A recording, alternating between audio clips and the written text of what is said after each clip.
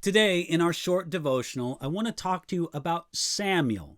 And I want to read to you from 1 Samuel chapter 25, verse 1, and speak to you about how the fact is true that the work of God goes on. Again, 1 Samuel chapter 25, verse 1.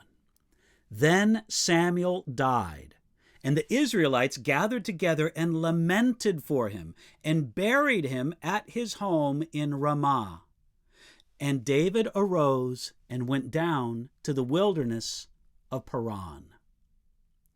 1 Samuel chapter 25, verse 1 says it plainly. Then Samuel died. Samuel was a great man who lived a life truly dedicated to God. Samuel served the Lord from his youngest days and left an impressive heritage.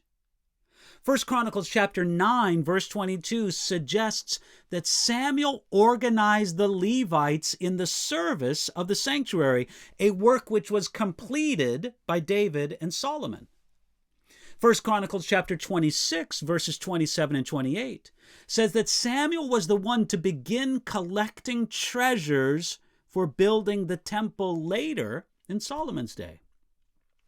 2 Chronicles chapter 35, verse 18 reports that Samuel remembered the Passover and kept Israel in remembrance of God's great deliverance. Psalm 99, verse 6, and Jeremiah chapter 15, verse 1 celebrate Samuel as a man of great prayer and intercession. And Hebrews chapter 11, verse 33 counts Samuel among God's heroes of faith. For all these reasons, we are happy to read how Israel reacted when Samuel died. It says, the Israelites gathered together and lamented for him.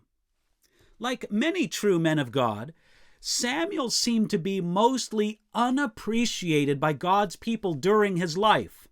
For an example of that, look at 1 Samuel chapter 8, verses 1 through 7. So here it makes us happy to read that he was at least honored in his death. And there's a few things that we learn from this. First, it is appointed to all men to die. Even though Samuel was a remarkably godly man, his godliness did not save him from an earthly death, because he was still a descendant of Adam. There are a few people in Scripture spared an earthly death, such as Enoch and Elijah. There are also those who will remain alive until Jesus returns for his people, hopefully soon. Still, we should think and live as if one day we will die, and we should prepare accordingly to meet God. Second, God's work in Samuel did not end when Samuel died.